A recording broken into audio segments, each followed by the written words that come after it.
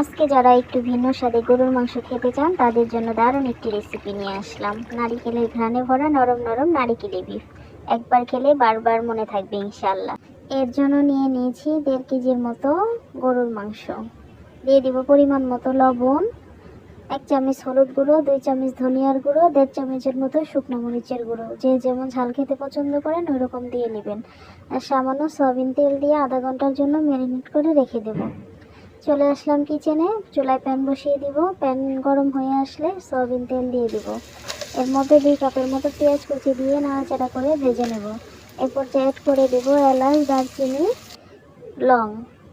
আর লাগবে হচ্ছে আদা বাটা, জিরে বাটা, রসুন বাটা। আর মূল উপকরণ হচ্ছে নারিকেল বাটা।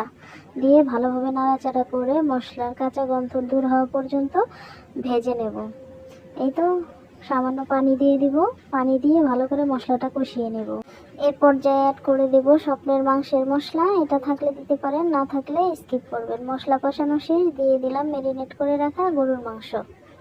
মাংস আর মশলা ভালো করে কষাতে হবে যতক্ষণ না তেল ছেড়ে দেয় আর গন্ধটা বদলে যায়।